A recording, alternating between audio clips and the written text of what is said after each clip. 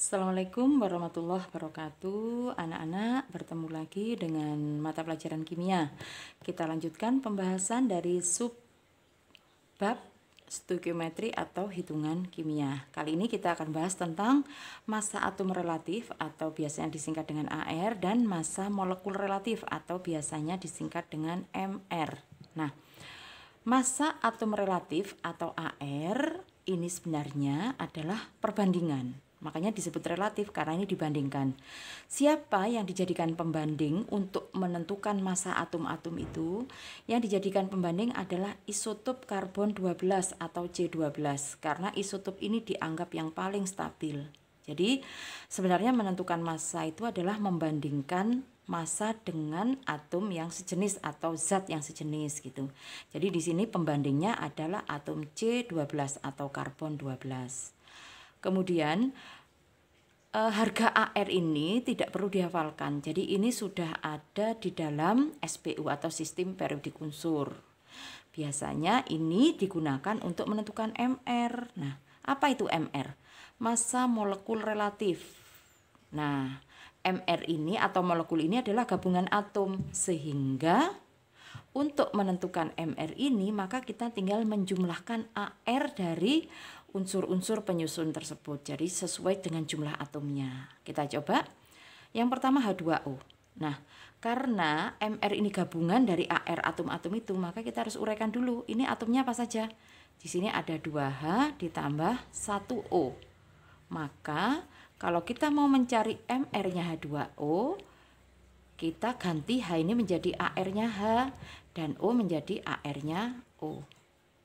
Jadi ARH kali 2, ARO-nya 1. Nah, AR-nya ini sudah didapatkan dari tabel. Kalau di dalam soal biasanya sudah diketahui. Nah, kita tinggal masukkan aja. ARH itu 1, ARO itu 16. Jadi MrH2O hasilnya adalah 18. Seperti itu. Kita coba yang kedua di sini. Nah, indeks ini miliknya H. Tapi indeks ini ada di belakang kurung. Jadi dia miliknya semua yang ada di dalam kurung. Sehingga 2 ini miliknya N juga miliknya H. Jadi N-nya ada 2, H-nya ada 4 kali 2. Jadi ada 8. Kita uraikan dulu. N-nya ada 2 berarti 2N. H-nya ada 8 berarti 8H.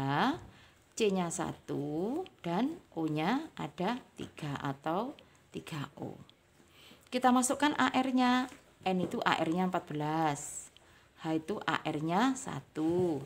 C itu 12 dan O itu ada, O itu ada 16. Kalau di total seluruhnya kita akan mendapatkan ini 98. Nanti dicek lagi ya. Sekarang CaSO4 3H2O. Senyawa apakah ini? Ini disebut senyawa hidrat. Jadi ini sebenarnya adalah kristal CaSO4 yang di dalamnya terperangkap molekul air sebanyak 3 molekul. Jadi sebenarnya molekul ini gabungan CaSO4 ditambah 3H2O. Makanya nanti menghitungnya dengan cara dijumlah. Bagaimana uraiannya atau rinciannya?